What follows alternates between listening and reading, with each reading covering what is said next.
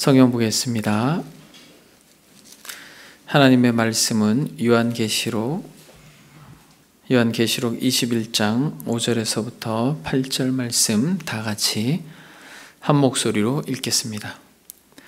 보좌에 앉으신 이가 이르시되 보라 내가 만물을 새롭게 하노라 하시고 또 이르시되 이 말은 신실하고 참되니 기록하라 하시고 또 내게 말씀하시되 이루었도다 나는 알파와 오메가요 처음과 마지막이라 내가 생명수 샘물을 목마른 자에게 값없이 주리니 이기는 자는 이것들을 상속으로 받으리라. 나는 그의 하나님이 되고 그는 내 아들이 되라. 그러나 두려워하는 자들과 믿지 아니하는 자들과 흉악한 자들과 살인자들과 음행하는 자들과 점술가들과 우상 숭배자들과 거짓말하는 모든 자들은 불과 유황으로 타는 못에 던져지리니 이것이 둘째 사망이라. 아멘. 지난 시간에 우리는 새하늘과 새 땅이 어떤 곳인지에 대하여 살펴보았습니다. 그래서 지난 시간에 제가 세 가지의 질문을 던졌고 그 질문에 대하여 우리가 답을 하였습니다. 혹시 여러분 제가 세 가지 질문한 것을 기억하십니까? 첫 번째는 새하늘과 새 땅은 소멸로 창조인가 아니면 갱신인가 라고 하는 질문을 여러분들에게 던졌고, 또 하나는 새하늘과 새 땅에 없는 것이 무엇인가, 그리고 새하늘과 새 땅에 있는 것이 무엇인가 라고 하는 이 질문을 가지고 우리는 지난 시간에 말씀을 나누었습니다. 여러분, 새하늘과 새 땅이 완전히 소멸되어지고 창조되어지는 것입니까? 아니면은 현 창조되어져 있는 이 피조 세계가 갱신이 되는 것입니까? 이 부분에 있어서 학자들의 의견이 나뉘지만은 개혁주의자들, 그들은 하나님께서 만드신 이 피조 세계가 갱신된다라고 그렇게 말씀을 하고 있다라고 여러분들에게 학자들의 의견들을 여러분들과 나누면서 말씀을 드렸습니다. 이 첫 번째 질문, 새하늘과 새 땅은 현재의 하늘과 땅이 질적으로 완전히 새롭다고 할 정도로 갱신되는 것입니다 라고 말씀을 드렸습니다. 범죄한 아담을 통하여 인류를 하나님께서 새롭게 형성하시고 노아 당시에 심판하실 때에도 여전히 노아와 그의 자녀들로, 그리고 방주의 동물들로 생명을 보존하고 인류의 역사를 또 다시 새롭게 시작한 근거에서도 그러하다라고 말씀을 드렸으며, 로마서에서 말씀하고 있는 피조물들이 주님이 오실 것을 고대한다라고 하는 것도 그렇고, 우리의 부활체가 연속성과 불연속성을 가지고 있다라고 하는 말씀 속에서도 그리하다라고 말씀을 드렸습니다. 오늘 본문에 보게 되면 이 본문에 어떤 문맥 속에서도 말씀하고 있다라고 그렇게 여러분들에게 이야기를 드렸습니다. 5절에 보니까 보좌에 앉으신 이가 이르시되 보라 내가 만물을 새롭게 하노라 라고 하고 있다라는 것이에요.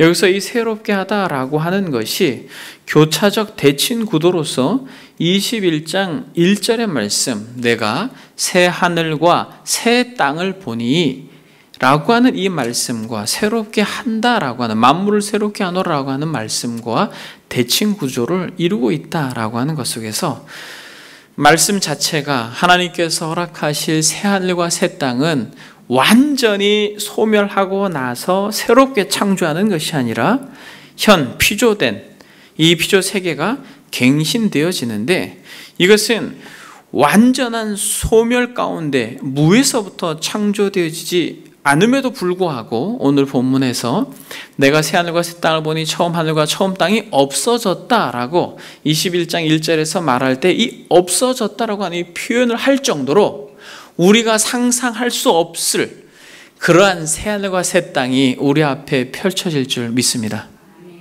여러분, 우리는 이 땅에서 경험해 보지 못한, 우리가 영적으로 거듭나 이 교회 공동체에서 머리 대신 그리스도의 통제를 받음으로 간혈적으로 경험된 하나님의 나라가 아니라 모든 만물이 새롭게 마치 창조되어진 것과 같은 변화, 이 갱신을 우리가 사모하며 그렇게 하나님의 나라를 꿈꾸는 것이 저와 여러분들의 이 땅의 삶의 궁극적인 목적이라고 말씀드렸습니다. 여러분, 저와 여러분들은 이 땅에 뿌리를 내리고 영원히 살 사람들이 아니라 성경에서 특별히 계시록 21장에서 말씀하고 있는 것처럼 하나님께서 새하늘과 새 땅을 펼쳐내 보이고 계시다라는 걸 믿는 것이에요. 상상할 수 없는 새하늘과 새 땅, 너무나도 놀랍게 변화돼서 우리가 이 땅에서는 절대로 경험해 보지 못한 영광스러운 새하늘과 새 땅이 우리 앞에 놓여 있다라는 것입니다. 여러분, 이 새하늘과 새 땅에 없는 게 있다고 했습니다. 없는 것. 영원한 하나님의 나라에서 없는 것이 무엇입니까?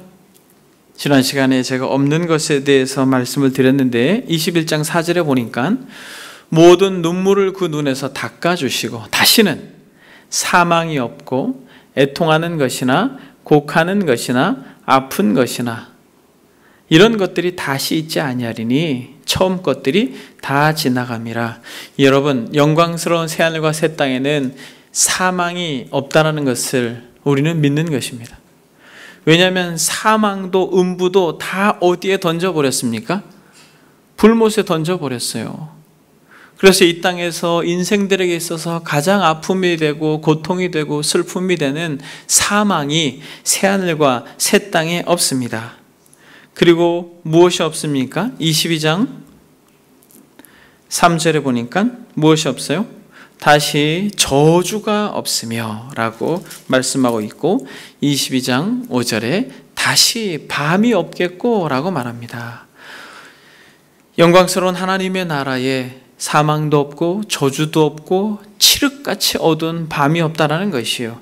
이것들이 상당히 많은 것들을 담아내고 있습니다만 사랑하는 여러분, 우리는 이 계시록 마지막 부분을 살펴보면서 한 가지 분명한 것은 저와 여러분들이 죽음 넘어서 들어갈 영광스러운 하나님의 나라, 주님이 다시 오셔서 우리의 육체도 부활하여 완전한 인격체로 살 영광스러운 새 하늘과 새 땅은 우리가 상상할 수 없을 정도로 좋은 나라라는 것을 성경은 말씀하고 있는 것입니다. 여러분, 우린 그것을 믿고 그것을 소망하는 것입니다.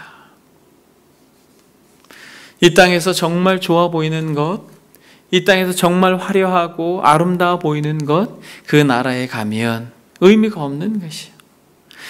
우리가 다음 시간에 이 새 예루살렘에 대해서 살펴보겠습니다만 새 하늘과 새 땅에 새 예루살렘으로 있는 저와 여러분들은 그 새 예루살렘을 이 성경이 묘사해내고 있는 것을 우리가 간헐적으로나마 알 수 있습니다만 우리는 그 하나님의 나라가 얼마나 영광스러운지 이 땅에서 어떠한 어려움과 어떠한 환난 가운데 있다 할지라도 그 나라에 대한 소망으로 인하여 이 땅을 넉넉하게 이길 수 있을 것이라고 믿습니다. 그 나라에는 사망이 없고 아픈 것도 없어요. 슬픔도 없고 눈물도 없고 곡하는 것도 없습니다. 저주도 없고 밤도 없어요. 여러분, 이 땅을 살아가면서 여러분들이 경험한 외로움, 갈등, 고독, 괴로움, 아픔, 두려움 이런 게 다 없는 것이에요. 초대교회 성도들이 그 나라가 이런 나라라고 하는 것을 본문을 접할 때에 이 서신을 받아 읽을 때 그들에겐 진짜 위로가 되는 본문이었다는 걸 알게 됩니다. 그러면 여러분, 그 나라에는 무엇이 있다라고 말씀드렸습니까? 그 나라에 무엇이 있어요? 바로 지난 시간에 우리가 살펴본 것처럼 2절, 3절, 21장 2절, 3절 또 내가 보매 거룩한 성 새 예루살렘이 하나님께로부터 하늘에서 내려오니 그 준비한 것이 신부가 남편을 위하여 단장한 것 같더라. 내가 들으니 보호자에서 큰 음성이 나서 이르되 보라, 하나님의 장막이 사람들과 함께 있음에 하나님이 그들과 함께 계시리니 그들은 하나님의 백성이 되고 하나님은 친히 그들과 함께 계셔서 이렇게 말씀합니다. 여러분, 영광스러운 하나님의 나라에는 무엇이 있습니까? 여러분들이 계신 거예요. 그리고 저와 여러분들을 사랑하는 하늘 아버지께서 그 나라에 우리와 함께 계신다라는 것입니다. 그래서 여러분, 이 땅에 참된 성도들에게 있어서 하나님과 어린 양을 사모하는 것은 절대적이에요.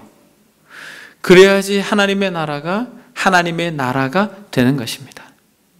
저와 여러분들이 예수님을 믿음으로 결국 우리의 아버지 하나님이 어떤 분이신지 알고 그분을 사랑하는 것과 우리의 맏형 되시는 예수 그리스도를 알고 그분을 사랑하는 것을 우리의 신앙의 목적으로 하지 않는다면 엄밀히 말해서 새하늘과 새 땅은 우리에게 의미가 없는 거예요. 왜냐하면 하나님의 백성이 거기에 있고 하나님이 거기 계시기 때문에 저와 여러분들의 신앙의 여정 속의 목적이 새하늘과 새 땅이라면 분명한 우리의 사모의 대상은 하나님과 어린 양이 되어야 할 줄 믿습니다. 그래서 우리의 믿음의 여정 속에서 지속적으로 우리는 그리스도를 사랑해야 돼요. 그리스도를 사랑하는 방법은 한 가지밖에 없습니다. 그리스도를 닮고 싶어야 돼요. 그래야지 그리스도를 사랑할 수 있습니다. 그래서 그리스도를 닮고자 하는 열망이 결국 그리스도를 사랑하게 되고 그리스도를 사랑함으로 그의 나라에 대한 진실한 갈망을 가지게 되는 것입니다. 그러면서 본문에서 조금 더 확대되어서 그 새하늘과 새 땅의 새 예루살렘으로 그 나라에 있을 이기는 자에 대하여 성경은 구체적으로 어떤 자가 이기는 자인지에 대하여 말씀하고 있고 바로 9절부터 또 지속적으로 새 예루살렘을 구체적으로 묘사하고 있는데 오늘 본문은 보좌에 앉으신 이께서 말씀하심으로써 궁극적으로 그 영광스러운 나라에서 그 새 예루살렘으로 하늘로부터 내려와 마치 신랑을 맞이할 신부와 같이 단장된 새 예루살렘, 그들이 누구인지, 그들이 어떤 특징이 있는지 오늘 말씀하고 있습니다. 그런 의미에서 저와 여러분들이 만약 영광스러운 하나님의 나라 새하늘과 새 땅에 머무는 하나님의 백성이라고 한다면 오늘 본문이 말하고 있는 내용들이 있어야 된다는 거예요. 이기는 자로 있어야 된다는 것입니다. 그래서 오늘 본문은 저와 여러분들에게 아주 중요한 본문이라고 생각을 합니다. 여러분 한번 보겠습니다. 5절에 보니까 어떻게 성경은 말하고 있습니까? 보좌에 앉으신 이가 이제 말합니다. 뭐라고 말합니까? 보라, 내가 만물을 새롭게 하노라. 그렇게 이야기했어요. 완전한 소멸이 아니라 갱신이라고 여러분들에게 말씀드렸습니다. 새로운 질서, 조화, 생명력, 아름다움의 회복이 새하늘과 새 땅에 주어지는 것이에요. 질병이 없습니다. 여러분 질병으로 전 세계가 우울하지 않습니까? 여러분 이러한 망가진 세상과 같지 않다라는 거예요. 질병이 없습니다. 질병이 없고 또 지진이나 자연재해로 인하여서 사람들이 고통하지 않아요. 그러니까 완전히 하나님께서 어떻게 하신다라는 것이에요? 보좌에 앉으신 이께서 보좌에 앉아 계시다라고 하면은 어떤 분이에요? 절대자예요. 권세자예요. 힘이 있는 분입니다. 그러면 그분이 말씀하신 대로 된다라는 것이에요. 보좌에 앉으신 이가 이르시되 보라, 내가 만물을 새롭게 하노라. 새하늘과 새 땅이 어떻게 새롭게 될지 우리는 그저 꿈꾸고 기대하는 것입니다. 그리고 뭐라고 말합니까? 이르시되 이 말은 신실하고 참되니 기록하라 라고 말씀하고 있으면서 또 내게 말씀하시되 뭐라고 말합니까? 이루었도다 라고 그렇게 이야기해요. 이루었다. 그러면서 성경은 뭐라고 말하냐면 나는 알파와 오메가요 처음과 마지막이라 그렇게 이야기합니다. 여러분 보좌에 앉아 계시다라고 하는 건 뭘 의미한다고요? 권세를 말씀한다고 이야기했죠. 힘이 있는 것입니다. 능력이 있는 것이에요. 그래서 그분은 이루었다라고 말해요. 만물을 새롭게 하는 새하늘과 새 땅을 이루었다라고 말합니다. 그런데 여기서 하나님은 스스로 자신을 또 어떻게 계시하냐면 나는 알파와 오메가요 처음과 마지막이라. 여러분 알파와 오메가와 처음과 마지막이라고 하는 것은 어떤 표현이에요? 같은 표현이에요. 처음과 마지막이 알파와 오메가가 된다는 것입니다. 여러분, 힘이 약한 사람들, 연약한 사람들의 특징은 어떤 특징이 있어요? 시작은 하지만 마무리를 못해요. 그런 사람들을 종종 봅니다. 처음은 굉장히 대단히 화려하게 시작해요. 멋지게 시작해요. 그런데 마무리를 못해요. 건물을 지을 때도 털을 깊이 다 닦고 그렇게 건물을 올리지만은 힘이 없어요. 능력이 없어요. 재정이 어렵습니다. 그러니까 건물을 올리다가 멈춰요. 그리고 나서 시간이 지나갑니다. 마무리를 못하는 게 약한 것의 특징이에요. 그런데 하나님은 자신을 어떻게 계시하고 있어요? 나는 알파와 오메가라는 것이에요. 헬라어로서의 첫 단어와 마지막 단어로 의미하는 것입니다. 이것은 처음과 끝이라는 것이에요. 이것은 내가 시작했다라는 것이에요. 무엇을? 구원을 내가 시작했다라는 거예요. 그러나 이 구원을 어떻게 하시겠다는 거예요? 하나님 자신이 완성하셨다라는 거예요. 그래서 이루었다라고 말합니다. 여러분, 이루었다라고 할 때는 무엇이 떠오릅니까? 십자가상에서 우리 주님께서 뭐라고 말씀하셨어요? 다 이루었다라고 이야기했죠. 여기서 이루었다라는 단어랑 여기서 이루었다라는 단어는 달라요. 십자가에서 이루었다라고 하는 단어는 무엇이냐면 속죄를 이루었다라는 것이에요. 전 인류의 죄를 내가 대속했다라고 말씀하시는 것이지만, 이 보좌에 앉아 계신 알파와 오메가가 되신 전능자께서 이루었다라고 하는 것은 무엇이냐면 새 하늘과 새 땅을 펼쳐내고 그 새 하늘과 새 땅에 들어갈 인생들을 확실하게 내가 구원시켰다라고 하는 것에 대한 선언인 것입니다. 여러분, 지금 역사가 진행되고 있죠. 이 서신을 받아 읽었을 때의 성도들은 역사가 진행되어져 가는 가운데 이 로마라고 하는 정부의 보좌에 앉아있는 황제로 인하여 고통받고 핍박받고 있어요. 그런데 여러분, 성경은 뭐라고 말합니까? 완료 시제로 말해요. 다 이루었답니다. 끝났어요. 새하늘과 새 땅이 완성됐습니다. 이런 부분에 있어서 이 서신을 읽는 사람들은 이 초대교회의 로마의 이 황제, 즉 이 땅의 보좌에 앉아있는 이들로 인하여 고통받는 그들에게 있어서 하늘의 보좌에 앉아 계신 분이 내가 다 이루었다라고 말하는 이 말씀은 그들에게 소망이 되는 것입니다. 그 고통을 견뎌낼 수 있는 힘이 되는 것이에요. 그래서 이 땅을 참된 성도로 살아가려는 인생들에게 있어서 이 계시록만큼 위로가 되고 이 계시록만큼 소망이 되는 성경이 없어요. 저와 여러분들이 이 계시록을 이제 22장이면 맞춰집니다. 이제 얼마 남지 않았어요. 그러나 여러분, 이것을 그저 이 강해를 끝내는 것으로 멈추지 말고 이제부터 시작이에요. 여러분들이 정말 참된 성도로 살아가려면 이 계시록만큼 위로가 되고 소망이 되는 성경이 없다라고 확신합니다. 여러분들이 예수님을 믿음으로 고통받고 예수님을 믿음으로 인해서 세상에서 무시당하고 업신여기하는 이러한 과정 속에서 여러분이 계시록만큼 위로가 되는 것이 없다라는 것이에요. 다 이루었다라고 말씀하고 있는 것입니다. 하나님께서 계획하신 모든 구원이 완성되었습니다. 그것을 우리는 보고 믿음으로 이 땅을 살아가는 거예요. 사탄과 악의 세력들이 다 유황불못에 던져지고 하나님을 무시하고 업신여겼던 인생들도 다 불못에 던져지는, 그러므로 나는 알파와 오메가요 처음과 마지막이라고 말씀하시는 것처럼 시작하신 분이, 아담에게 가죽옷을 입혀주신 분이, 아브라함을 불러가지고 이스라엘 백성을 만드시고 영적 이스라엘을 불러 모으신 그분이 하늘의 이 별과 같이 바다의 모래와 같이 저와 여러분들이 지금 부르고 있으며 정말 연약하고 눈에 보이는 이 가시적인 교회를 통하여서 눈에 보이지 아니하는 영광스러운 교회를 완성하신다라고 하는 것을 우리는 믿음으로 소망하는 것입니다.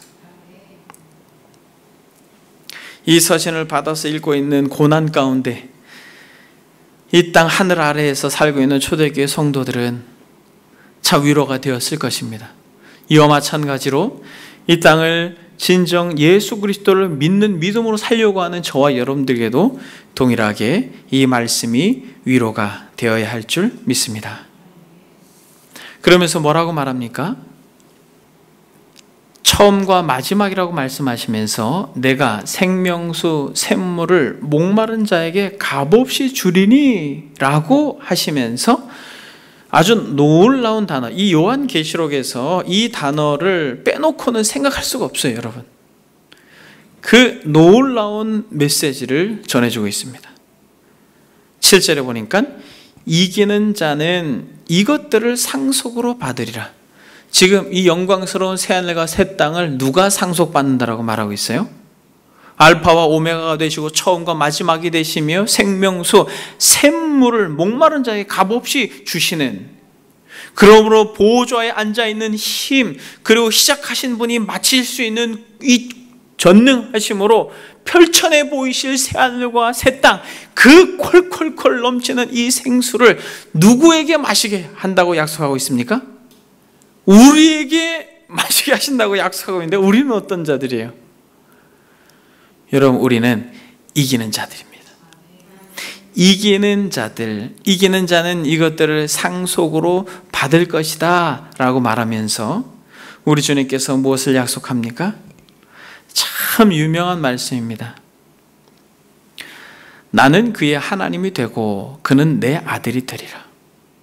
여러분, 이거는 구약의 언약 백성들에게 계속해서 하신 말씀이에요. 여러분, 3절의 말씀도 동일하게 이런 말씀이 있습니다.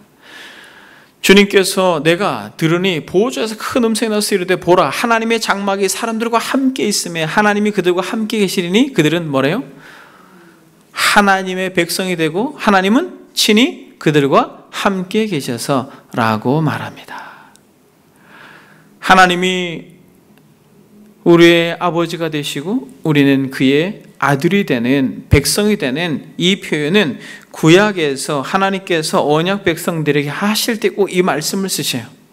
나는 너희 하나님이 되고 너희는 내 백성이 될 것이다 라고 하면서 새 하늘과 새 땅에서 마치 하나님께서 아브라함을 통하여서 이스라엘을 태동케 하시고 또 예수 그리스도를 통하여서 영적 이스라엘을 모으심으로 그들을 내 백성이라고 말씀하시는 것처럼 이기는 자들은 누가 된다라는 거예요? 하나님의 백성이 된다는 거예요. 하나님의 상속자가 된다라는 거예요. 저와 여러분들이 이기는 자요, 하나님의 백성이요, 새하늘과 새 땅을 상속받는 자들이 됨을 믿습니다. 이 계시록을 끝까지 들은 여러분들은 정말 그런 분들이에요.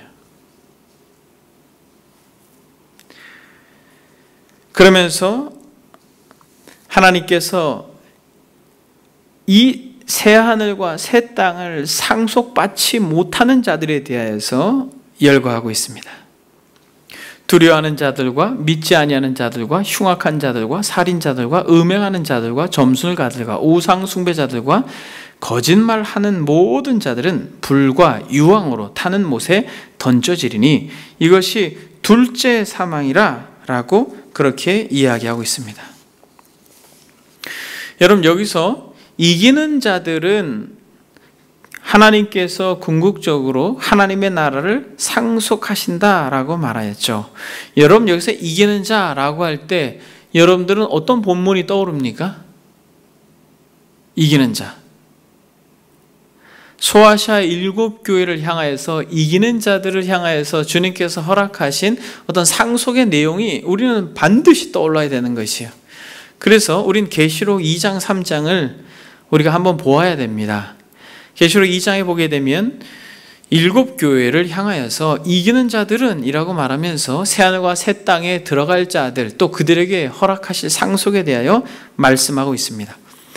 계시록 2장을 한번 보겠습니다. 2장 7절에 보니까 귀 있는 자는 성령이 교회들에게 하시는 말씀을 들을지어다. 이기는 그에게는 내가 하나님의 낙원에 있는 생명나무의 열매를 주어 먹게 하리라.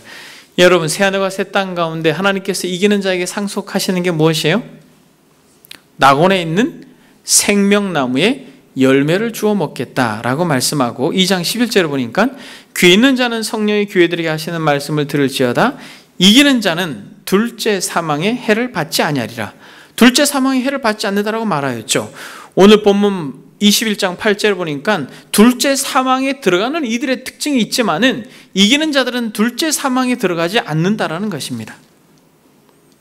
그리고 2장 17절에 보니까 귀 있는 자는 성령이 교회들에게 하시는 말씀을 들을지어다. 이기는 그에게는 내가 감추었던 만나를 주고 또 흰 돌을 줄 터인데 그 돌 위에 새 이름을 기록한 것이 있나니 받는 자밖에는 그 이름을 알 사람이 없느니라 라고 말씀하고 있고, 또 이 26절에 보니까 이기는 자와 끝까지 내 일을 지키는 그에게 만국을 다스리는 권세를 주시겠다 라고 말씀합니다. 여러분 3장을 넘어가 보면 3장 5절, 이기는 자는 이와 같이 흰옷을 입을 것이요 내가 그 이름을 생명책에서 결코 지우지 아니하고 그 이름을 내 아버지 앞과 그의 천사들 앞에서 시인하리라 라고 말합니다.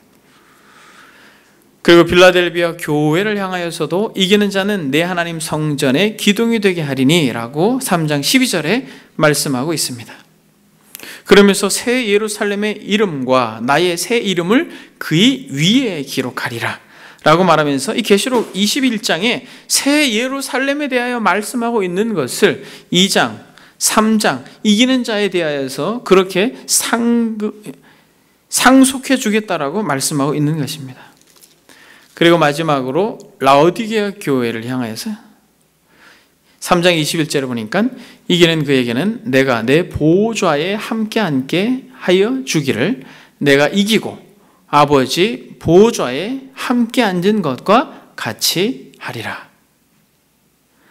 사랑하는 여러분, 영광스러운 하나님의 나라에 있는 것은 이기는 자들이 있다라는 것이에요. 그것을 새 예루살렘이라고 말하고 그 이기는 자들은 그리스도께서 이김으로 하늘 보좌에 앉아 있는 것처럼 그들도 하늘 보좌에 앉을 것이다라고 말하고 있습니다. 여러분, 이기는 자들이 누구예요?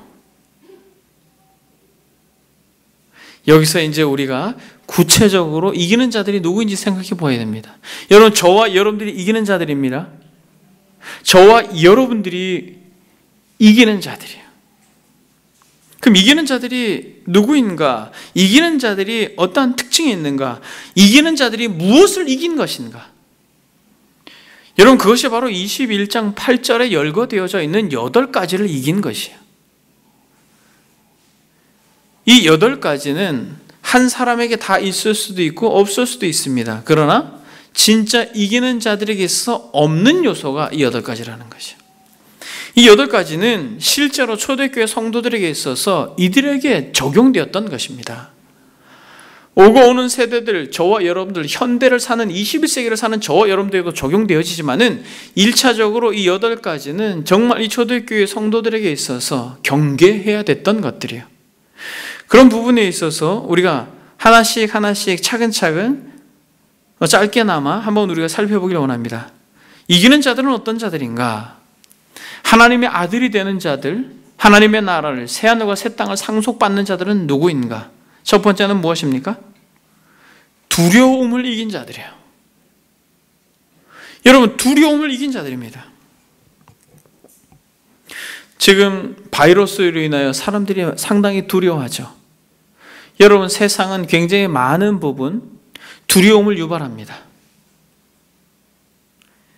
그러나 여러분, 이 땅을 살아가는 참된 성도들은 두려움을 이긴 자들이에요. 어떤 분들은 이 바이러스 때문에 두려워서 교회에 가서 예배 드리는 것조차도 힘들어요. 여러분, 실제로 이 공동체에 확진자가 생기면 우리도 절제해야 되겠죠. 그러나 생기지도 않은 것들 때문에, 생기지도 않은 일 때문에 두려워서 교회 가는 걸 꺼려하는 주변의 사람들을 보게 돼요, 실제로. 여러분, 두려움을 이기는 자가 새하늘과 새 땅을 상속받는 것입니다. 초대교회 성도들에게 있어서 정말 두려웠어요. 무엇이 두려웠습니까? 무엇이 두려웠어요? 예수님을 믿는 것은 이들에게 있어서 두려움 그 자체였습니다. 예수가 그리스도입니다라고 고백하는 것은 정말 두려운 일이었어요. 왜냐하면 예수가 그리스도라고 고백하는 이들을 가만두지 않았습니다. 다 잡아갔어요. 사자밥이 되게 했고, 가까운 친지들이, 형제들이 불구하게 돼서 돌아오기도 하고, 돌아오지 못하고, 그렇게 생을 달리하기도 하는 것들을 실제로 그들의 삶의 현장에서 보았습니다. 늘 두려웠어요.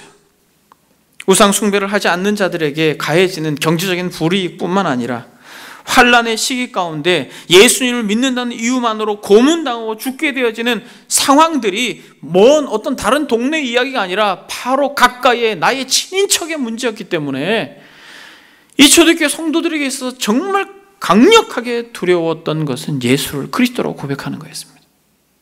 그런데 여러분, 이것을 이긴 자예요. 여러분, 이것을 이기는 자예요. 새하늘과 새 땅에 대한 소망을 가진 인생들은, 사랑하는 여러분, 이 두려움을 이기는 자들임을 믿습니다. 여기서 이긴다라고 하는데 이 막연히 이긴다라고 하는 개념을 넘어서서 실제로 예수 믿음으로 인하여서 불이익을 당하고 손해를 보고 생명까지 내어주어야 하는 그러한 현장 가운데 있어서도 이 두려움을 극복해낸 자들, 그들이 이긴 자들이에요. 보좌에 계신 분이 황제가 아니라 하나님이라는 걸 보고 있는 것이에요. 그리고 알파와 오메가가 되시고 시작하신 분이 마치신다라고 하는 걸 참으로 믿었던 자들이에요. 여러분, 이 두려움에서 이기는 자고, 두 번째로 그러면 무엇에 대해서 이기는 자입니까? 불신에 대해서 이기는 것이에요. 진정 보좌에 앉아 계신 분이 황제가 아니라 참 하나님이시고 그분이 시작이요 마침이 되고 그분이 진정 생명이라고 하는 것을 아는 자들은 두려워하지 않는데, 어떻게 두려워하지 않을 수 있어요? 믿기 때문에 두려워하지 않을 수 있습니다. 그러므로 믿지 않는 자들이라고 말할 때는 예수 그리스도의 구원의 초청을 거절한 자들이에요. 예수 그리스도를 믿음으로 말미암아 새하늘과 새 땅에 들어갈 것이다 라고 하는 이 분명한 사실을 거절한 자들, 그들의 이 거절이 그 현실적인 두려움 때문에도 거절할 수 있겠습니다만, 이 세상이 전부가 아니라 하나님의 나라가 있다라는 걸 믿지 않고 예수 그리스도를 믿음으로 말미암아 새하늘과 새 땅에서 영생할 것을 믿지 않는 인생들은 결국 오늘 본문에서 말씀하고 있는 것처럼 불과 유황으로 타는 못에 던져질 것이다라는 거죠. 그래서 바울은 디모데전서에서 이렇게 말합니다. 어떤 사람들이 믿음에서 떠나 미혹하는 영과 귀신의 가르침을 따르리라 라고 말합니다. 그래서 애당초 믿지 않는 자들도 있었겠지만은 믿음에서 떠나는 자들도 있다라는 것이에요. 실제로 성경을 성경대로 가르치고 배우게 됐을 때 여러분, 우리의 인생의 여정이 마냥 평탄하거나 행복하지 않습니다. 진짜 우리가 예수님을 바로 믿고 따르다 보면은 하나님께서 우리 개개인의 삶의 성화를 위하여서 우리의 삶 가운데 어려움을 줄 수도 있어요. 이런 것들까지도 믿고 소망하고 따라갈 수 있는가? 그러나 여러분, 자신의 유익을 위해서 주님을 따르려고 했던 자들은 대마와 같이 세상을 사랑해서 떠나는 자들이 있는 것이에요. 그러므로 이기는 자들은 어떤 자들인가?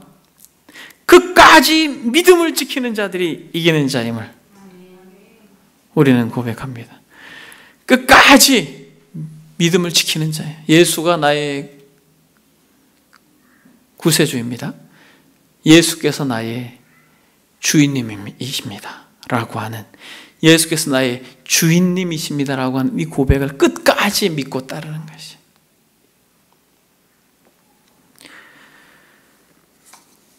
그리고 여러분, 또 어떤 것이 이기는 것이라고 말하고 있습니까?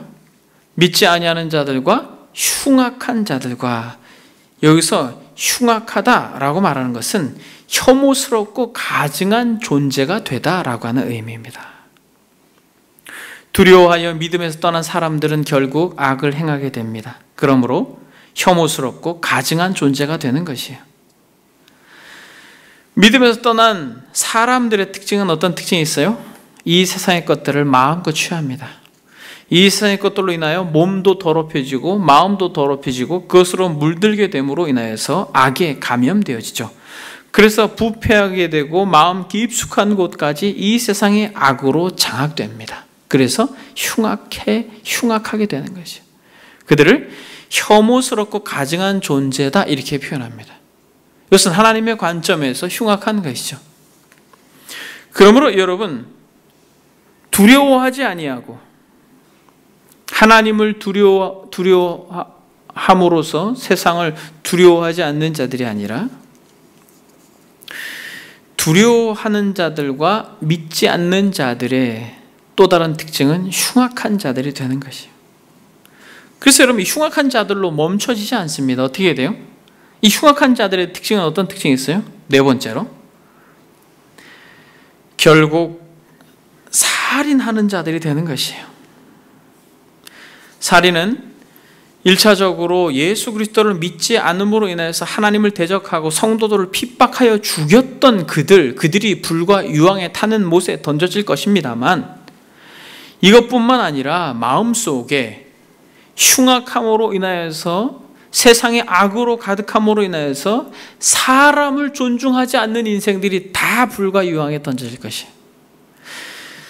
주변 사람들을 보게 되면 진짜 참된 성도들, 하나님을 바로 믿고 하나님을 바로 따르고 성경에 근거해서 믿음 생활을 하는 이들의 공통적인 특징이 있어요. 어떤 특징이 있습니까? 사람을 존중해요. 사람을 소중하게 여깁니다. 그런데 그가 교회를 오래 다녔어도, 직분을 가지고 있어도 사람을 무시한다면 가짜예요. 살인하는 것과 마찬가지입니다. 교회 공동체 안에서도 보게 되면 오랫동안 신앙생활을 했어도 같이 있는 형제들, 같이 있는 자매들을 무시하는 그런 사람들을 봅니다. 그들은 가짜예요. 그래서 주님께서 뭐라고 말했습니까? 마태복음 5장에 보게 되면 옛사람에게 말한 바 살인하지 말라, 누구든지 살인하면 심판을 받게 되리라 하였다는 것을 너희가 들었으나 나는 너희에게 이르노니 형제에게 노하는 자마다 심판을 받게 되고 형제를 대하여 라가라 바보 멍청이라고 하는 자는 공회에 잡히게 되고 미련한 놈이라고 하는 자는 지옥불에 들어갈 것이다. 뭐라고 말합니까? 이렇게 형제들을 무시하고 업신여기고 사람을 업신여기고 가지지 못했다고, 잘 배우지 못했다고, 육체적으로 연약하다고 사람을 무시하는 자들은 다 지옥에 갈 거예요. 여러분, 이게 제 얘기가 아니라 주님께서 이렇게 이야기하셨어요. 그리고 살인자들이 불과 유황의 못에 들어갈 것이다 라고 말할 때에, 여러분, 이 공동체는 진실로 저와 여러분들이 참 신앙인으로 드러나는 한 가지 특징은 뭐냐면, 잘 배우지 못한 사람이라 할지라도, 사회적으로 지위가 낮은 사람이라 할지라도, 경제적으로 연약한 지체라 할지라도, 육체적으로 좀 부족한 모습이 있다 할지라도 이 공동체에 와서 주를 믿고 따르고자 하는 인생들을 소중히 여기고 귀하게 여길 줄 아는 그런 공동체가 되기를 바랍니다. 여러분, 살인한 자를 단순히 사람을 죽이는 자로만 생각하면 안 돼요. 형제를 업신여기는 자들, 무시하는 자들, 그들은 불과 유황불 못에 들어갈 것입니다. 그러나 이것을 이기는 자요. 여러분, 세상은 어떻습니까? 세상은 철저히 없는 자들, 못 배운 자들, 또 육체적으로 연약한 자들, 그들을 어떻게 합니까? 업신여기죠. 살인합니다. 그러나 이것을 이기는 자들이에요. 이 세상의 가치를 거스르는 자들, 그들이 새하늘과 새 땅에 들어갈 자들인 것입니다. 결국 여러분, 또 어떠한 증상이 있습니까? 영원히 불과 유황으로 타는 못에 던져질 자들은 음행하는 자들이라고 이야기합니다. 다 연결되어지는 것이에요. 하나님을 두려워하지 않는 인생들, 그러므로 세상의 권력을 두려워하는 자들, 하나님을 믿지 않는 이들, 흉악하는 자들, 살인자들, 그들은 음행하는 것과 맞물려 있습니다. 여러분, 이것을 이겨야 되는 것입니다. 이것은 저와 여러분들에게도 속한 거예요. 이 모든 것이 다 우리에게 속한 것이지만, 특히 현대를 살아가는 저와 여러분들에게 음행을 경계하고 이것을 이기는 자들이 새하늘과 새 땅을 상속받는 자들이 됨을 믿습니다. 그래서 진짜 이기는 자들은 무엇을 이겨야 되는 것이에요? 음행을 경계하고 이것을 이기는 자가 되어야 할 것입니다. 이 당시에도 사랑하는 여러분, 하나님을 경외하고 예수가 그리스도라고 고백하지 않는 자들은 황제 숭배를 했죠. 그러면 어떻게 했습니까? 황제 숭배는 자연스럽게 무엇과 연결되었어요? 우상 숭배와 연결되어 있습니다. 그러므로 신전에서 음행을 하는 것은 합법화되어 있었어요. 이교 제의는 전부 음행과 관련되어져 있었습니다. 이교적 신들을 경배하고 숭배하는 것은 예외 없이 음행과 밀접하게 연관이 되어 있었다는 것이에요.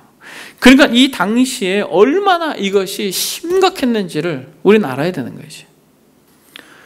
그리고 여러분, 실제로 또 어떤 것이 이기는 자의 특징으로 있습니까? 점수를 경계해야 된다, 이렇게 말하고 있습니다. 점술가들도 여전히 불과 유황으로 타는 못에 던져진다라고 성경에 말하고 있어요. 과학이 발달된 이 21세기를 살아가는 저와 여러분들이 이렇게 생각할 수 있습니다. 목사님, 요즘 시대에 누가 이 점술가들의 역학, 이런 사람들을 찾아갑니까? 라고 말할 수 있을 거예요. 더 심각해졌습니다, 여러분. 이 시대가 지금 더 심각해요. 마술, 점치는 것, 미신 등.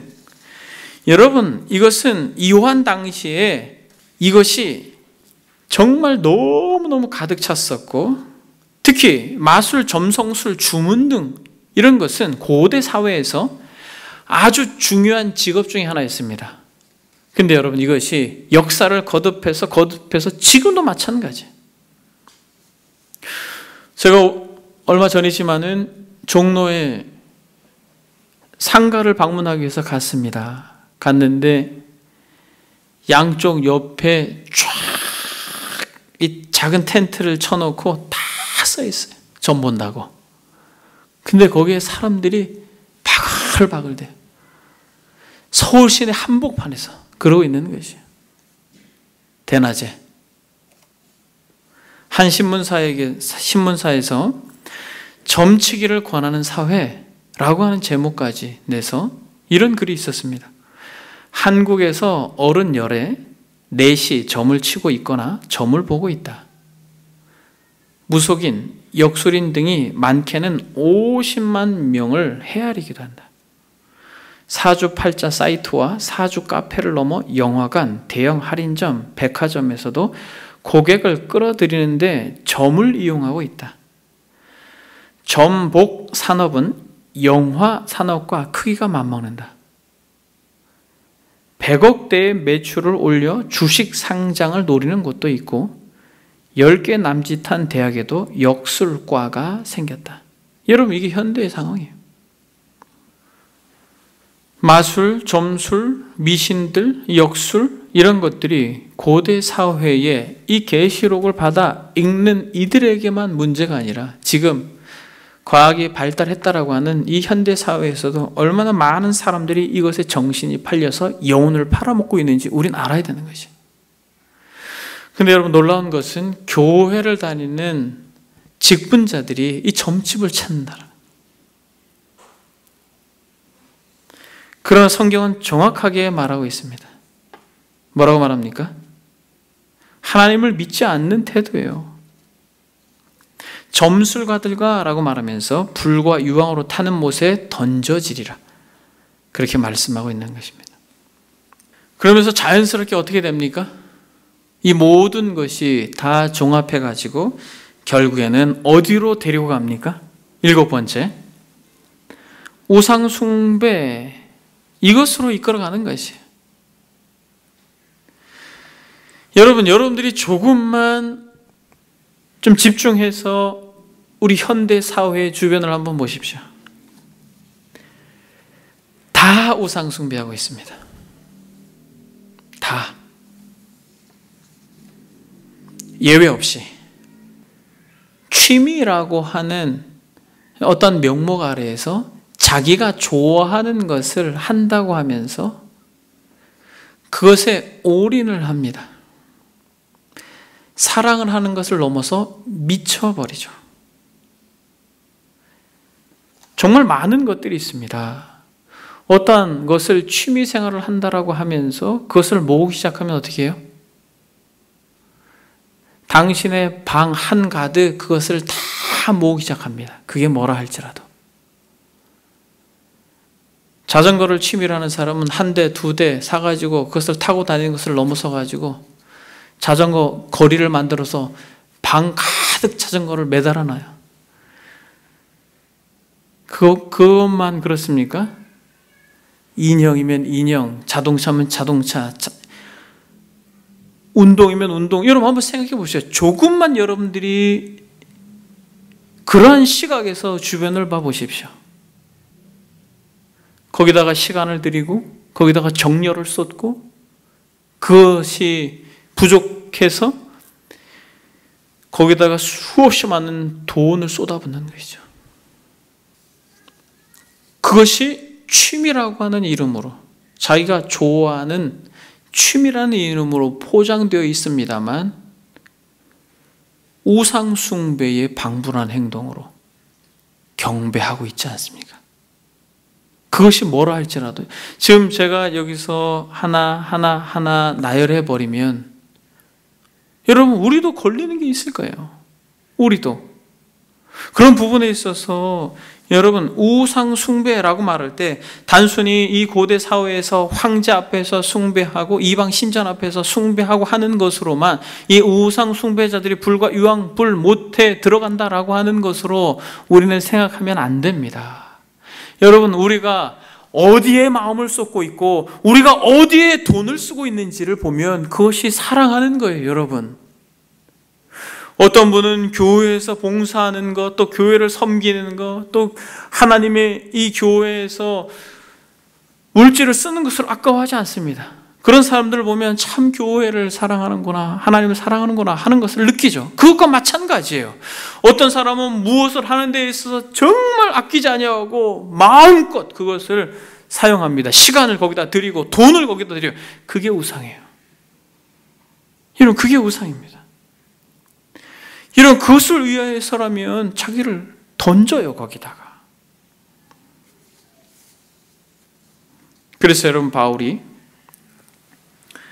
말세가 되었을 때에 우상으로 등장하는 것들을 노골적으로 많이 이야기하지만은 이렇게 이야기합니다. 세 가지로 귀결시켜요. 디모데후서에서 너는 이것을 알라. 말세에 고통하는 때가 이르러 사람들이 자기를 사랑하며 돈을 사랑하며 자랑하며 교만하며 비방하며 부모를 거역함으로 감사하지 아니하며 거룩하지 아니하며 무정하며 원통함을 풀지 아니하며 모함하며 절제하지 못하며 사나우며 선한 것을 좋아하지 아니하며 배신하며 조급하며 자만하며 쾌락을 사랑하기를 하나님 사랑하는 것보다 더하며 경건의 모양은 있으나 경건의 능력은 부인하니 이 같은 자들에게서 내가 돌아서라. 여러분 여기서는 열거된 것 중에 사랑이라고 하는 이 단어를 쓴 게 세 가지가 있어요. 무엇입니까? 자기, 말세가 되면 우상으로 등장하는 게 나예요. 그리고 자기를 사랑하며 돈을 사랑하며 라고 말합니다. 시간이 가면 갈수록 세상 사람들은 결국 이것이 우상이 되어지는 것이. 그리고 또 뭐라고 말합니까? 배신하며 조급하며 자만하며 쾌락을 사랑하기를 하나님 사랑하는 것보다 더하며 라고 말하면서 이 쾌락을 사랑한다라고 이야기합니다. 이 쾌락이라고 하는 것은 단순히 어떤 육체적 쾌락만이 아니에요. 자기가 취미라고 생각하면서 자신의 인생을 던지고 있는 그것. 무언가에게 어떠한 것에게 이것이 어떤 물건이든 사람이든 상황이든 어떤 것인 이것 때문에 하나님보다 더 거기서 위로를 받고 하나님보다 더 거기서 쾌락을 경험하며 거기서 즐거움을 찾는 것이 있다면 여러분 그게 우상이라는 거예요. 여러분 그런 의미에서 여러분 한번 여러분들이 고개를 들고 여러분들의 주변을 한번 보십시오. 다 우상숭배입니다. 여러분 이것은 저에게도 자유롭지 않은 거예요. 여러분 이거는 말씀을 전하는 저를 싹 배제하고 여러분들에게 전하는 게 아니에요. 저도 이것에 있어서 자유롭지 못하면 여러분들은, 사랑하는 여러분, 한번 생각해 보십시오.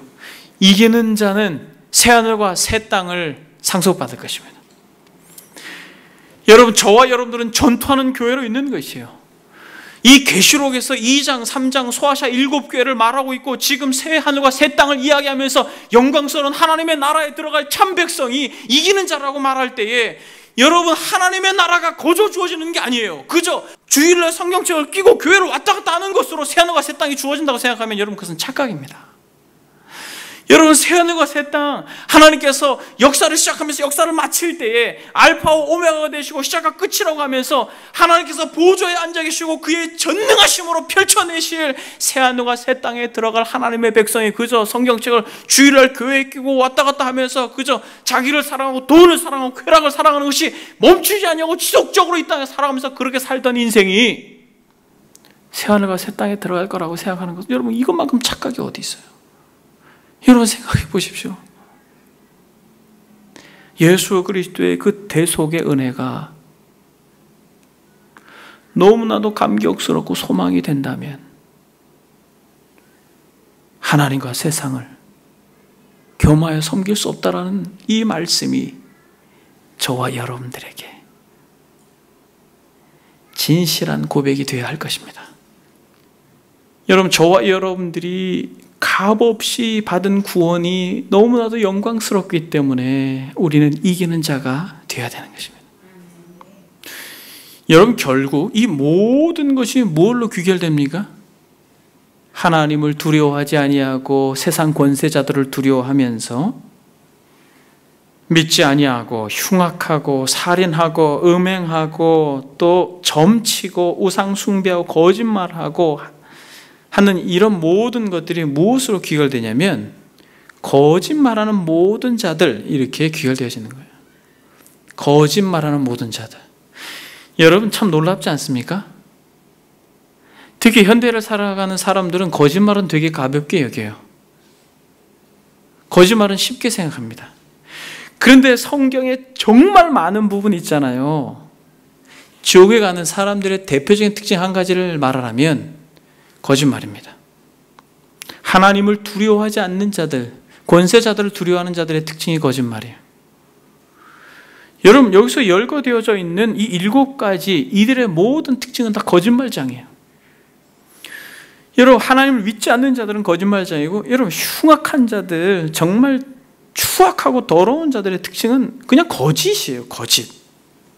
살인자들도 마찬가지고, 음행하는 자들도 마찬가지고, 점술가들도, 여러분, 점술가들 사단의 종로로 타면서 그들의 모든 점괘들도 다 거짓에 근거한 것입니다. 우상 숭배도 마찬가지입니다. 이 거짓말하는 것에 있어서 저와 여러분들도 이기는 자가 되어야 할 줄 믿습니다. 어떤 사람들은 이 거짓말은 가볍다라고 생각해요. 근데 우리가 조금만 성경을 관심 있게 읽어보면 거짓은 어디로부터 기인한다라고 말합니까? 지옥에서부터 기인한다라고 말해요. 그리고 주님께서 요한복음 8장에 너희는 너희 아비 마귀에게서 났으니 너희 아비의 욕심대로 너희도 행하고자 하느니라. 그는 처음부터 살인한 자요, 진리가 그 속에 없으므로 진리에 서지 못하고 거짓을 말할 때마다 제 것으로 말하나니 이는 그가 거짓말장이요 거짓의 아비가 되었음이라 라고 말합니다. 그러니까 불과 유황으로 들어갈 자들을 하나로 귀결해버리면 거짓말장이라는 거예요. 왜냐하면 거짓은 어디로부터 왔기 때문에? 지옥으로부터 왔고, 거짓의 아비가 누구이기 때문에? 마귀이기 때문에 그렇다는 거예요. 그래서 참된 성도는, 사랑하는 여러분, 거짓말하고 거리가 멉니다. 그래서 진짜 성도들이 슬프다 그러면 정말 슬픈 거예요. 아니라 그러면 정말 아닌 거예요. 아니라 그랬는데 그걸 믿지 못하면 여러분, 이게 어떻게 되겠어요? 세상은 자기가 말한 것과 속이 다를 수 있습니다만 참된 성도가 성숙해지는 결정적인 특징은 이 갭이 줄어드는 거예요. 아, 저 사람이 말하면 진실된 거야. 저 사람이 말하면 참이야. 여러분, 이게 성도의 특징입니다. 그리스도께서 진실되듯이 저와 여러분들이 진실되어야 할 것입니다. 교회 공동체를 어지럽게 하는 결정적인 사단의 도구가 거짓입니다. 자기가 느낀 대로, 자기가 그저 감각적으로 깨달은 대로 그저 쉽게 입을 벌려서 사람들을 험담하죠. 제가 그랬대, 제가 그럴 것 같아. 그냥 그런 것 같은 거죠. 그냥 그런 게 아니잖아요. 근데 이러한 말 한마디가 결국 관계를 깨트리고 이간시키고 어지럽히고, 여러분, 이게 사단이 쓰는 교회 공동체 강력한 무기예요. 그래서 여러분, 우리는 정확한 근거가 있지 않을 때 쉽게 함부로 평가하고 말해서 이 말로 인해, 거짓된 말로 인해, 거짓 증거로 인하여서 공동체를 어지럽히면 안 되는 것입니다. 지혜자가 뭐라고 말합니까? 거짓 입술은 여호와께서 미움을 받아도 라고 말합니다. 그리고 잠언 19장에는 거짓 증인은 벌을 면하지 못할 것이요, 거짓말을 뱉은 자는 망할 것이다, 이렇게 이야기하고 있어요. 여러분, 초대교회 성도들이 비참하게 죽어간 이유가 무엇이에요? 네로 당시 초대교회 성도들이 정말 많이 죽게 된 이유가 뭐냐면 거짓된 증언 때문에 그래요.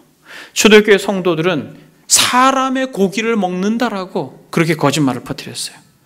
그리고 초대교회 성도들은 근친상간을 한다라는 것으로 거짓 증거를 했습니다. 형제, 자매라고 하는 말 때문에 근친상간을 하는 집단들이다, 더러운 집단들이다 라고 말하고, 또 뿐만 아니라 살과 피를 먹고 마신다. 주의 성찬, 이 떡은 너희를 위해 찢긴 내 몸이요, 이 피는 너희를 위해 흘린 피라고 말하는 이 성찬식 때문에 사람의 인육을 먹는 정말 무지막지한 집단이다라고 하는 거짓된 증거로 인하여서 초대교회 성도들이 고통을 당했습니다. 여러분, 이것은 예나 지금이나 동일한 것이에요. 그러므로 저와 여러분들은 이 거짓말을 이기는 자가 되어야 할 것입니다. 그래서 여러분, 여기서 이긴다라고 말하는 것은 막연하게 이긴다라는 게 아니에요. 이기는 자는 생명나무의 그 생명수 과일을 먹게 하겠다라고 말하면서 교회 속에서 이기는 자들에게 베풀어 주시는 정말 말할 수 없는 그런 상속의 은혜들을 주신다고 했을 때, 이 이기는 것이 정확하게 오늘 본문에 몇 개로 기록되어 있습니까? 8개로 기록되어 있는 거예요. 저와 여러분들이 이기는 자가 되기를 바랍니다. 여러분, 이기는 게 쉬워요? 어려워요? 여러분, 저도 말씀을 준비하면서 이게 어떻게 이 세상을 살아가면서 이게 어떻게 가능한가? 이기는 자에게 이것들을 상속으로 받으리라. 나는 그의 하나님이 되고 그는 내 아들이 되리라. 우리가 마태복음 읽고 있잖아요. 거기서 부자가 어떻게 된다 그랬습니까? 천국에 들어가는 것이 낙타가 바늘귀 들어가는 것보다 어렵다라고 말합니다. 그럼 어떻게 그게 가능합니까? 라고 말하죠. 그 성경에 뭐라고 말합니까? 사람으로서는 할 수 없으되 하나님으로서는 할 수 있다고 말합니다. 사랑하는 여러분, 하나님께서 저와 여러분들을 이기는 자로 지금 붙들고 계시는 믿습니다. 여러분, 우리가 하는 게 아니에요. 여러분, 우리는 이길 수가 없습니다. 하나님께서 우리를 이기게 하셔야만 되는 것이에요. 하나님께서 저와 여러분들을 반드시 이기게 하실 줄 믿습니다. 그래서 우리는 이긴 자로 있는 거예요. 지금 이 자리에서 하나님의 말씀을 듣는 저와 여러분들은 이긴 자로 있는 것이에요. 이기는 자의 특징이 무엇입니까? 귀 있는 자예요. 주의 말씀을 듣는 자들만 이기는 거예요. 주의 말씀을 듣지 않습니다. 정말 정확하게 선포되어지는 주의 말씀을 듣고 싶지 않아요. 이기는 자들만 들을 수 있어요. 이기는 자들만 주의 말씀을 듣는 자리로 올 수 있는 것입니다. 여러분 보십시오. 여러분들이 보게 될 것입니다. 이 공동체에서도 끊임없이 말씀이 순전하게 정직하게 전해질수록 여러분 구분될 것이에요. 이 말씀을 들을 수 있는 자들과 이 말씀을 듣는 것이 어렵고 힘들어서 결국 이 공동체를 떠나는 자들이 있는 것을 여러분들이 보게 될 것입니다. 저와 여러분들이 이길 수 있는 비결은 한 가지예요. 귀 있는 자들은 성령의 교육에 하신 음성을 들을지어다라고 말씀하고 있는 하나님의 말씀 앞에 서서 하나님의 말씀을 두려고 떨림으로 들으면서 이기는 자들은 이런 특징이 있구나라고 지금 이 저녁에 여러분들이 이 주의 말씀을 듣는 것, 이것이 이기는 자의 특징인 것이에요. 그래서 여러분, 저와 여러분들이 이기는 자가 되는 것입니다. 여러분, 누가 그렇게 이기셨기 때문에 그래요? 예수 그리스도께서 이기셨습니다. 여러분, 예수 그리스도께서 하늘의 영광을 뒤로하고 이 땅에 오셨습니다. 무엇으로 오셨어요? 하나님의 말씀으로 오셨습니다. 말씀으로 오셔서 이 세상의 사단의 도전으로부터 신명의 말씀을 통하여서 하나님을 시험하지 말라라고 말하며 다만 그를 경배하라, 섬기라라고 말씀하셨습니다. 사람이 떡으로만 살 것이 아니요 하나님의 말씀으로 살 것이라고 말하면서 철저히 말씀으로 사단을 이겼다라는 것이에요. 그렇게 이기신 주가 저와 여러분들의 대장이 된다는 것입니다. 그러니까 우리가 믿음의 주요 온전케 하신 이 예수를 믿음으로 바라보고 끝까지 그분이 걸어가신 그 길을 가려고 할 때, 그 말씀 앞에 설 때 우리는 이긴 자가 되는 거예요. 이 초대교회 성도들이 이기는 자들은 어떤 자이겠어요? 이 계시록의 말씀을 붙들고 있는 자들은 이기는 거예요. 그래서 그들은 이 땅에서부터 생명수 샘물을 마시는 자들인 것입니다. 저와 여러분들이 생명수 샘물을 마시는 자들이 되는 것이에요. 그래서 주님께서 요한복음 7장에 뭐라고 말하냐면, 나를 믿는 자는 성경의 이름과 같이 그 배에서 생수의 강이 흘러나오리라. 22장 1절에 보니까 또 그가 수정같이 맑은 생명수의 강을 내게 보이니 하나님과 및 어린 양의 보호자로부터 흘러나온다라고 말하고 있습니다. 여러분, 다른 것으로 세상을 이길 수가 있지 않아요. 우리가 세상을 이길 수 있는 유일한 힘과 능력과 원천은 이 땅 가운데 오신 예수 그리스도께서 세상을 어떻게 이기셨는지 바라보는 것이에요. 끊임없이 그리스도를 소망하는 것입니다. 그럴 때 예수 그리스도께서 허락하신 하늘의 영을 우리 가운데 부어주시고 성령의 임재로 말미암아 여러분, 세상을 이길 수 있는 힘을 우리에게 주는 것이에요. 다른 걸로는 불가능합니다. 여러분, 다른 걸로는 불가능해요. 어떻게 이 음란한 세대에서 우리가 우리의 마음을 지킬 수 있고 반짝반짝거리는 정말 많은 우상과 같은 것들 앞에서 우리가 무릎을 꿇지 않을 수 있는가? 단 한 가지예요. 예수 그리스도, 그분을 믿음으로 바라보고 그분을 소망할 때 우리 주님께서 초대교회 성도들에게 약속하신 바 성령을 부어주겠다라고 하신, 그럼 우리가 끝까지 그리스도를 바라볼 때 성령이 우리에게 임함으로 우리가 이 세상을 이길 수 있는 힘과 능력이 바로 거기 있는 것입니다. 요한일서에서 요한은 뭐라고 말하냐면, 요한일서 5장에서 예수께서 하나님의 아들이심을 믿는 자가 아니면 세상을 이기는 자가 누구냐? 라고 정확하게 이야기하고 있습니다. 이것을 너희에게 이름은 요한복음 16장에서도 너희로 내 안에 평안을 누리게 하려 함이라. 세상에서는 너희가 환난을 당하나 담대하라. 내가 세상을 이겼노라. 여러분, 우리 주님께서 세상을 이기셨습니다. 이것을 너희에게 이름은 내가 너희에게 평안을 누리게 하려 함이라라고 말하면서 너희가 세상에서 환난을 당하나 담대하라. 내가 세상을 이겼다라고 말씀하고 있는 것입니다. 주님께서 제자들에게 이르신 말씀이 무엇이에요? 이것을 너에게 이름이라고 말할 때 우리 주님께서 요한복음 16장에 제자들에게 이룬 말씀이 무엇이에요? 그것은 내가 아버지께로부터 와서 세상에 왔고 다시 세상을 떠나 아버지께로 간다라는 거예요. 이것을 제자들에게 말하는 거예요. 여러분, 이게 이길 수 있는 방법이에요. 여러분, 이 세상이 우리가 영원히 살 땅이 아니라는 것입니다. 이 피조 세계를 갱신하여서 새 하늘과 새 땅이 있다라고 하는 것이에요. 사랑하는 여러분, 이것을 믿는 것, 이것이 세상을 이길 수 있는 힘입니다. 우리 주님께서 저 하늘나라에서 이 땅에 오셔서 이 땅에 머물고 계시다가 이 땅에서 계속 계시지 아니하고 아버지께로 돌아간 것처럼 저와 여러분들도 돌아갈 고향이 있다라는 거예요. 여러분, 저와 여러분들은 갈 고향이 있다라는 거예요. 새하늘과 새 땅이 있다라는 거예요. 그들만 세상을 이길 수 있는 것이. 그래서 여러분, 세상을 이길 수 있는 사람은 바로 오늘 본문에서 생명수 샘물을 목마른 자에게 값없이 주리니라고 말씀하고 있는 것처럼 예수 그리스도 그분의 은혜에 목말라 하고, 예수 그리스도 그분을 닮고자 하는 것에 목말라 하고, 예수 그리스도 그분을 소망하는 것에 목말라 하고, 예수 그리스도 그분이 펼쳐내 보이실 영광스러운 새하늘과 새 땅에 목말라 하는 자들만 세상을 이길 수 있어요. 여러분, 그래서 저의 메시지가 그리스도를 닮읍시다라고 하는 게, 그리스도를 닮으려고 노력할 때 그리스도를 사랑하게 돼요. 여러분, 정말 여러분들이 골프를 정말 잘하고 싶어 보십시오. 골프 천재를 사랑하고 싶지 않겠습니까? 여러분, 그리스도를 진짜 닮고 싶을 때, 그리스도의 겸손과 온유를 닮고 싶을 때 우리의 한계점에서 그리스도의 온유와 겸손하심 때문에 그리스도를 사랑하게 되는 것처럼, 사랑하는 여러분, 예수 그리스도께 목말라 하는 자들만 이기는 자가 될 것입니다.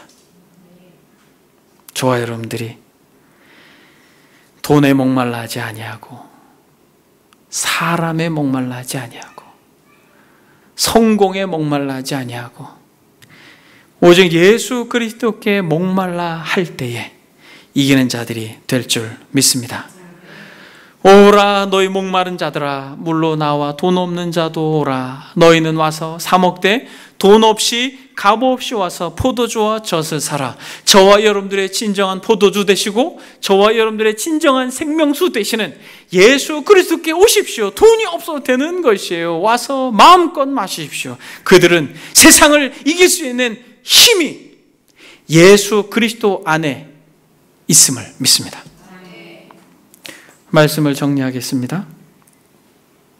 마지막 때에 이기는 자와 지는 자로 구분돼요. 이기는 자와 두려워하는 자, 이기는 자와 불신자, 이기는 자와 흉악자, 이기는 자와 살인자, 이기는 자와 음행자, 이기는 자와 점술자, 이기는 자와 우상 숭배자, 이기는 자와 거짓말하는 자로 구분됩니다. 여러분, 본문에 보게 되면 생명수 샘물과 불과 유황이 대조를 이루고 있죠. 이기는 자와 불과 유황, 뿔, 못에 들어갈 자가 대조를 이루고 있어요. 이 땅에 살아가는 사람들은 교회를 다니는 사람과 교회를 다니지 않는 사람으로 구분되어지는 게 아니에요, 여러분. 교회를 다닌다 할지라도 이기는 자와 지는 자로 구분되어집니다.